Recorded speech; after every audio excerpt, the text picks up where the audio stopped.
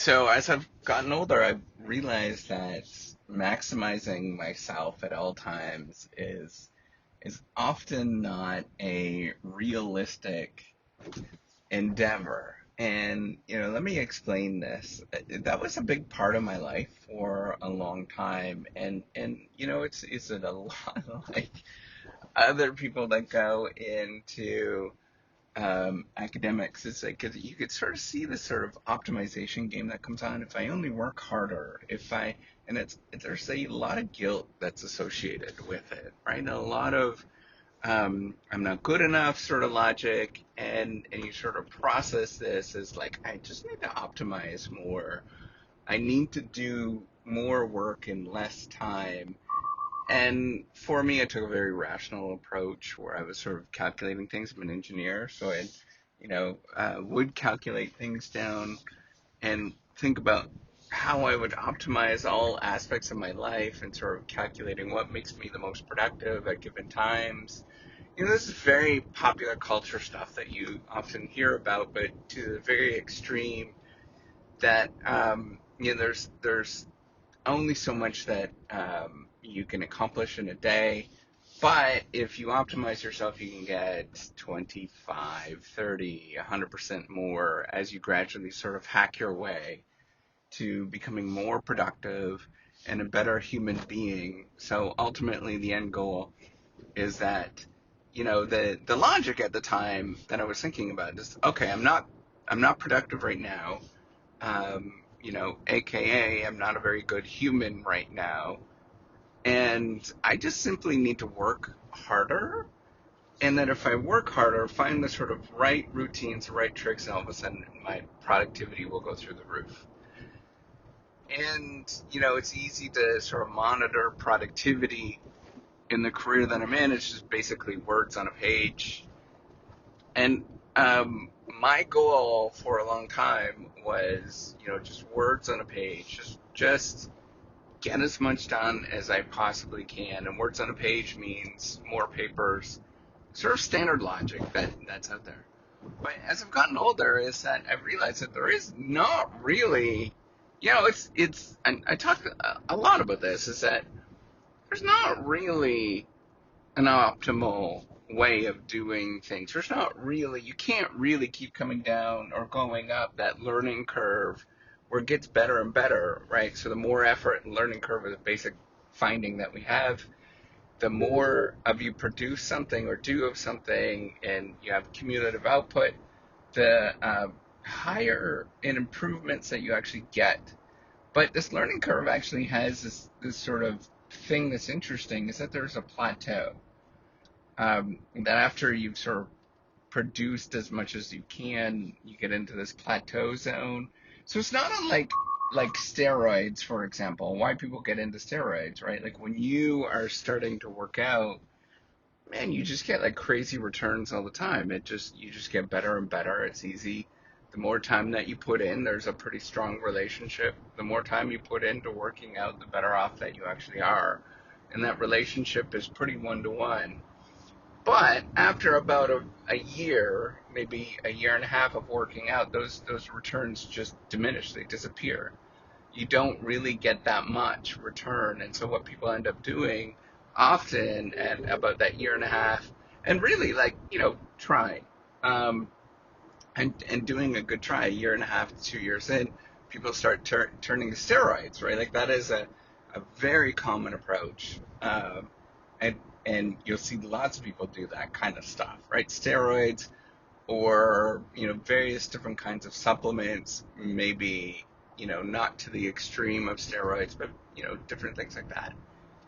And the reason why people turn to that, particularly when you're young, is that when you're younger, you constantly see returns all the time. You see that sort of direct one-to-one relationship. The more effort you put in, the better off you actually get. And as you get older, it's just through life experience, you realize that doesn't quite happen. There's like this optimal amount, and it's at a certain level. And at any given day, some days it's better than others. And if you sort of track this. If you were to track my productivity over time, quote unquote productivity, it would have been, like, I have not changed in terms of my productivity at all. There's been a slight decline, I think, just slight, like a percentage or 5% decline, um, as I've gotten older in terms of my productivity, and that is more of me coming to the realization is like, huh, this more is better logic doesn't hold. And eventually you get to the point where, you begin to sort of think like, I can't do this at this pace all the time. And there is a lot more that goes on behind the scenes than the sort of returns that you're thinking about. There's a lot that goes into it and why productivity increases, or, in my field, why you stagnate, or, there's a lot of reasons, quote unquote, stagnate. I don't even know what that means now because, in my view, it has not changed, right? Like, what I do, how I do it, has not changed dramatically over the years. Um, and what's fascinating is that the market perception is that, yeah, like, you're not doing that good, and who is this person, and, all that kind of nonsense stuff that we deal with, but really nothing really changes that much. It's like, I think about other areas that are very similar to this, or cultural products, things like books and movies and, TV shows or clothing and things like that, that there'll be somebody that has worked at something for 10 years, and nobody knows who the heck they are. And then they will have something that kind of goes, quote unquote, viral, as people say today.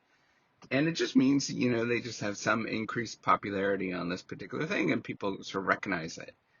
And then they look at it, people look and sort of compare on what you did a few years later, and they realize nothing really has changed. And, what people don't realize is that it's a 10-year effort to get to that point where, you get a little bit of recognition, right? So the expectation is that you should take another 10 years, but the market expectation is, man, you got to keep coming out with different hits, different ideas, different things, increasingly over time. And so it's easy to get into this sort of steroid mentality, and steroids in the sense of, let's look for tricks. Let's look for, there's only so much we could do. There is a certain amount that we could do at any given time, and we have to figure out how to do that. Well, it's easy to do tricks that accelerate things quite dramatically.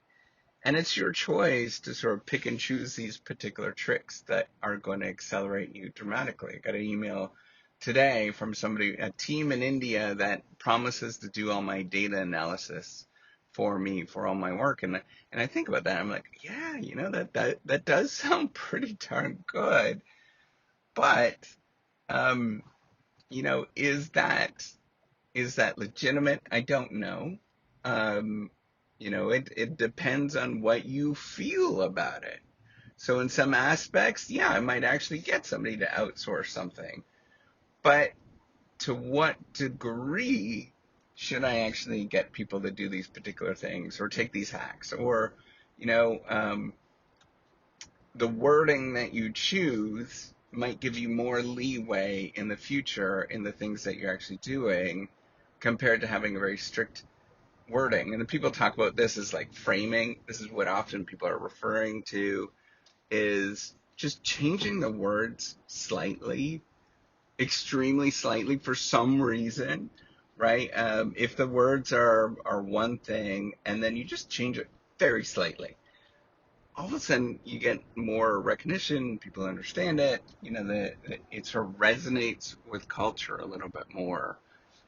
And it's these little kind of tricks and things like that, that can have an impact, but your overall productivity does not change, right? Like nothing about it changes. It's the same thing. You're doing the same work. Nothing changes. But the thing that changes is your a willingness and ability, I think capability, to play all of these other games, to do all of these other things. And that's an interesting thought, I think, and what that actually means for us as we get older, in terms of the moral insight that we actually have. What does that mean for quote unquote productivity? All these kind of basic sort of stories that we tell ourselves. And ultimately, what you realize is that over time, nothing much changes. It's the same old, same old. You get access to more resources in your life as you get older and you do things.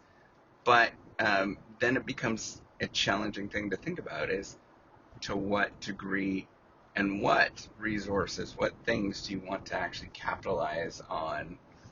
And that's a hard question. It's a fundamentally hard, challenging question that I think is interesting. There might be rights and wrongs. For sure, I think that there's rights and wrongs. Right, taking steroids, I'm not necessarily a big fan of that.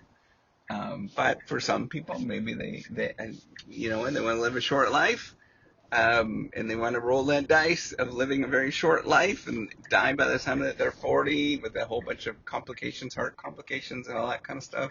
By all means, go do that stuff.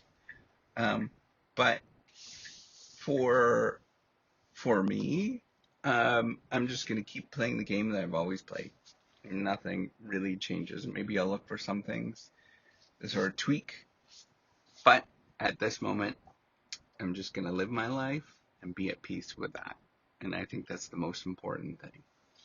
All right, take care and have a wonderful day.